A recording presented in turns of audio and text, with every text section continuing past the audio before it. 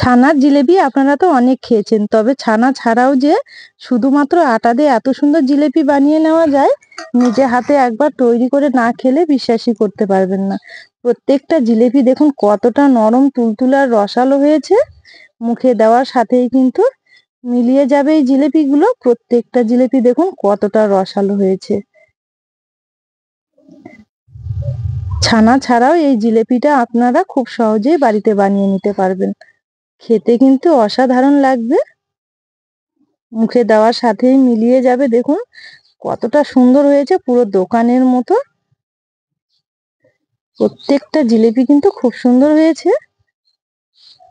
এইভাবে একবার জিলেপি তৈরি করে খেলে আর দোকান থেকে কিনে খেতে হবে না। বাড়ির ছোট থেকে বড়রা সবাই খুব পছন্দ করবে, আর যাকে এই জিলেপি খাওয়াবেন প্রশংসা করতে বাধ্য হবে। নমস্কার বন্ধুরা, নতুন একটা পর্ব দেখার জন্য আপনাদের সকলকে জানাই অনেক স্বাগত। আজকে আমি খুবই সহজভাবে তৈরি করে দেখাবো কোনো রকমের ছানা ছাড়াই ছানার জিলেপি। ছানা ছাড়াও যে এত সুন্দর জিলেপি বানিয়ে নেওয়া যায়, নরম তুলতুলে রসালো, একবার নিজে হাতে তৈরি না করলে বিশ্বাসই করতে পারবেন না। তাহলে চলুন দেখে নেওয়া যাক আজকের ছানার জিলেপি। এবার সবার প্রথমে ছানার জিলেপি তৈরি করার জন্য একটা ডো মেখে নিতে হবে। তার জন্য এখানে একটা বড় বাটি নিয়েছি, বাটির মধ্যে নিয়ে নেব 1 বাটি আটা, আর দেবো ওই বাটি মেপে 1 বাটি গুঁড়ো দুধ, আর দেবো ছোট চা চামচ মেপে 4 ভাগের 1 ভাগ বেকিং সোডা। বেকিং সোডা কিন্তু এখানে কম করে দিতে হবে। এবার শুকনো উপকরণগুলো একটু ভালো করে মিশিয়ে নেব, আর দেবো 2 চামচের মতো ঘি। ঘিটা দিয়ে খুব ভালো করে একটু ময়াম দিয়ে নেব। এইভাবে একটু সময় নিয়ে ঘষে ঘষে ময়াম দিতে হবে।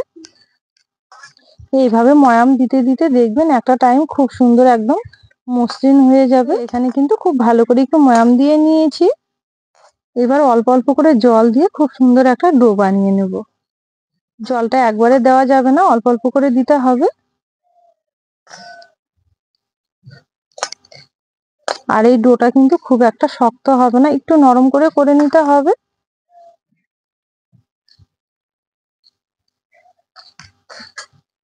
এই ডোটা একটু মেখে জল দিয়ে নরম করে নিতে হবে, তাহলে দেখবেন জিলেপি গুলো অনেকটা রসালো আর নরম তুলতুলে হবে, খেতেও খুব ভালো লাগবে। সেই কারণে ডোটা কিন্তু খুব একটা শক্ত করা যাবে না। এই যে দেখুন এখানে জল দিয়ে একটু নরম করে মেখে নিয়েছি, হাতের মধ্যে একটু চিটচিটে হয়ে লেগে রয়েছে। এবার এই পর্যায়ে একটু দিয়ে দেবো 1 চামচ মতো ঘি। এই ঘিটা দিয়ে আবার একটু ভালো করে মেখে নেব। এই ঘিটা দিয়ে মেখে নেওয়ার পর দেখবেন হাতে আর লেগে থাকবে না, খুব সুন্দরভাবে ছেড়ে আসবে। এই যে দেখুন এখানে একটু ঘি দিয়ে খুব সুন্দরভাবে মেখে নিয়েছি, আর ডোটা কিন্তু অনেকটা নরম করে মেখে নিয়েছি। এইভাবেই কিন্তু মেখে নিতে হবে। এবার এখান থেকে অল্প করে একটু লেচি বের করে নেব। এবার হাতের মধ্যে নিয়ে একটু গোল করে নেব। এই যে দেখুন এখানে খুব সুন্দরভাবে একটু গোল করে নিয়েছি। নিচে একটা নিয়ে নেব থালা, থালাটা একটু উপুর করে নিতে হবে। এইভাবে থালার মধ্যে নিয়ে নেব লেচিটা, নেওয়ার পর হাত দিয়ে একটু এইভাবে লম্বা করে নেব, একটু সমান করে এইভাবে লম্বা করে নিতে হবে। এই যে দেখুন এখানে খুব সুন্দরভাবে একটু লম্বা মতো করে নিয়েছি, ঠিক এইভাবেই লম্বা করে নিতে হবে। এবার এই ধার থেকে ধরে একটু এইভাবে এইভাবে করে একটু ঘুরিয়ে নিতে হবে। নিয়ে এইভাবে মুখটা একটু পেছন দিকে একটু এইভাবে আটকে দেব। এই যে দেখুন খুব সুন্দরভাবে একটা জিলেপি রেডি করে নিয়েছি। আবার একটুখানি লেচি বের করে নেব।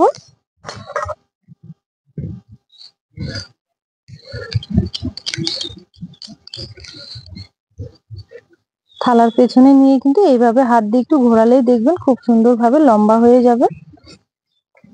এই যে দেখুন এখানে আবারও খুব সুন্দরভাবে একটা লম্বা করে নিয়েছি। আবারও একইভাবে ঘুরিয়ে জিলেপির শেপে তৈরি করে নেব।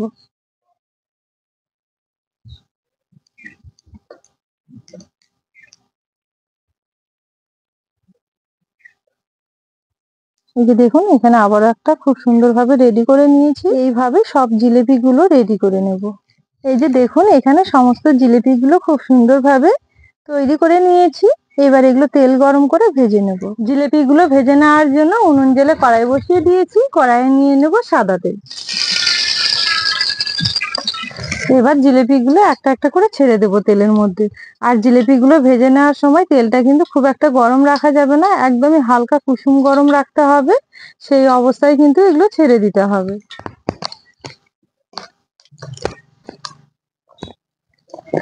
এবার সাঁড়াশি ধরে তেলটা একটু দুলিয়ে দেব, তাহলে দেখবেন খুব সুন্দরভাবে এগুলো ভাজা হবে। আর সাইজে কিন্তু অনেকটা বড় হয়ে যাবে, আর তেল থেকে ভেসে ভেসে উপরের দিকে উঠে আসবে। আর এইভাবে তেলটা দুলিয়ে দিলে সব দিকে কিন্তু সমানভাবে হবে। আর এগুলো ভাজতে কিন্তু খুব একটা সময় লাগে না, খুব তাড়াতাড়ি কালার চলে আসবে। এই যে দেখুন, এখানে একদমই হালকা আছে, একটু ভেজে নিয়েছি কয়েক সেকেন্ড মতো। এরই মধ্যে কিন্তু সবগুলো তেল থেকে খুব সুন্দরভাবে ভেসে উঠেছে। এবার এইভাবে একটু উল্টে দেব, একটা একটা করে একটু উল্টে দিতে হবে।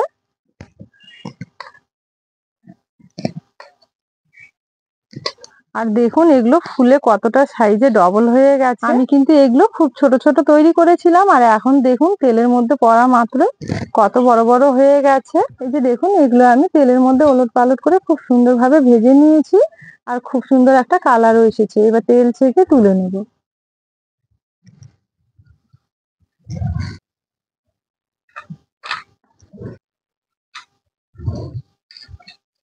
এবার চিনির রসটা তৈরি করে নেব। তার জন্য আবার একটা কড়াই বসিয়ে দিয়েছি। কড়াইয়ে নিয়ে নেব এই বাটি মেপে 1.5 বাটি চিনি,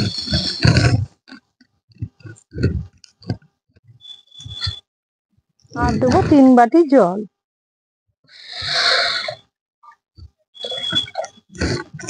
দেবো 2টো ছোট এলাচ, মুখগুলো একটু ফাটিয়ে দিয়েছি। চিনির রসের মধ্যে খুব সুন্দর ফ্লেভার আসবে। এবার চিনিটা নেড়ে চেড়ে গলিয়ে খুব সুন্দর একটা চিনির রস তৈরি করে নেব। তবে চিনির রসটা কিন্তু খুব একটা মোটা হবে না, একটু পাতলা মতো করে নিতে হবে। এখানে চিনি গলে গেছে, গলে গিয়ে একটুখানি টাইম ফুটিয়ে নিয়েছি। চিনি সিরাপটা খুব সুন্দরভাবে ফুটে উঠেছে, চিটচিটে হওয়ার আগ অব্দি নামিয়ে নিতে হবে। এই যে দেখুন, এখানে চিনি গলে গিয়ে খুব সুন্দরভাবে ফুটে উঠেছে। থেকে কিন্তু আর বেশি ঘন করার দরকার নেই, হাত দিয়ে চেক করে নেব। এইভাবে দেখলে দেখা যাবে একটু চিটচিটে মতো হয়েছে। তবে এটা ঠান্ডা হওয়ার পর কিন্তু আরো অনেকটা চিটচিটে হয়ে যাবে। এবার গরম গরম চিনি সিরাপের মধ্যে এই জিলিপিগুলো ছেড়ে দেব। তবে জিলিপিগুলো কিন্তু একটু ঠান্ডা করে নিতে হবে, যেহেতু চিনির রসটা গরম রয়েছে সেই কারণে। আর চিনির রস ওইদিকে তৈরি করতে করতে কিন্তু জিলিপিগুলো খুব সুন্দরভাবে ঠান্ডা হয়ে যাবে। এবার এগুলো ছেড়ে দেবো এইভাবে। চিনির রসের মধ্যে দেওয়ার পর এইভাবে একটু ওলট পালট করে নেব। আর চিনির রসটা এমন ভাবে তৈরি করতে হবে সম্পূর্ণ জিলিপিগুলোই যেন এইভাবে রসের মধ্যে থাকে। তাহলে দেখবেন কিছুক্ষণের মধ্যে খুব সুন্দরভাবে চিনির রসটা সোক করে নেবে, আর একদম জিলিপিগুলো নরম তুলতুলে আর রসালো হবে। এবার থালাতে ঢেকে 30 থেকে 40 মিনিটের জন্য রেস্টে রেখে দেব। তাহলে বন্ধুরা ফিরে এলাম 40 মিনিট পর। এবার ঢাকা তুলে জিলিপিগুলো দেখে নেব কেমন হয়েছে। এই যে দেখুন, জিলিপিগুলো কত বড় বড় হয়ে গেছে। এখানে আমি 40 মিনিটের মতো রেখেছিলাম, আর 40 মিনিটের মধ্যেই দেখুন কতটা বড় বড় হয়ে গেছে, আর কতটা নরম তুলতুলে আর রসালো হয়েছে। দেখুন প্রত্যেকটা জিলেপি কিন্তু খুব সুন্দর হয়েছে, একদম নরম তুলতুলে, পুরো দোকানের মতো হয়েছে। দেখুন এবার একটা থালার মধ্যে সাজিয়ে নেব।